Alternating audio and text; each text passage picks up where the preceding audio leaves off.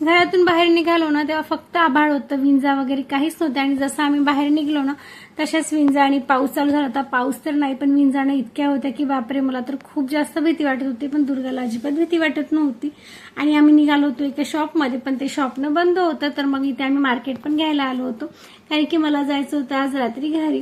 आणि घरी जायचं होतं तर मार्केट अजिबात नव्हतं. तर चला म्हटलं इकडे मी थोडंसं मार्केट घेऊन टाकते. आणि याच्या समोरचा व्हिडिओ मी शूटच नाही केला, कारण की इतक्या विंजाने पाऊस होता ना का मला ते सुचलंच नाही. आणि मग दुसऱ्या दिवशी डायरेक्ट ना मी इथे घरचाच व्हिडिओ शूट करते. आपण जर कुठे जातो म्हटलं ना 2 दिवसासाठी, तरी पण ना घर इतकं खराब होऊन राहते ना की अजिबात म्हणजे घरी जावंसच नाही वाटत. आणि मी नाही तर मला 8-10 दिवस झालेच होते.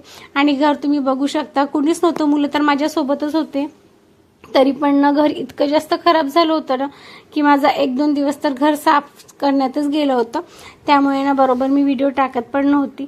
आणि मग सायंकाळला ना यांनी येताना थोडीशी भाजीपाला घेऊन आले होते, कारण की विंजामुळे वगैरे ना मी जास्त असं काही भाजीपाला घेतला नव्हता, मेनच घेतलं होतं. आणि येताना यांनी जांभूळ फारसे काही मला आवडत नव्हते, त्यामुळे ना मी ते आणायची पण नाही. आणि फळ ना जास्त करून यांनीच आणतात. तर इकडे ना मी छान असे वॉश करून टाकले होते आणि याला प्रभातला खायला दिले होते. तर याला खूप जास्त आवडले आणि हे म्हणत होता की मी नेक्स्ट टाइम पप्पाला नक्की सांगेल की परत आणा. आणि ते मला पण तो चारून देत होता की बघ मम्मा तुरट नाही, छान आहे म्हणून. आणि खरंच खूप छान होते जांभूळ. तर इकडे मग आम्ही जांभूळ वगैरे खाल्ले आणि मस्त असे आंबे घेऊन आणले होते. आणि इकडे मला आंब्याचा रस करायला सांगितला होता, तर मग मी इकडे ना छान असे आंबे स्वच्छ धुवून घेतले.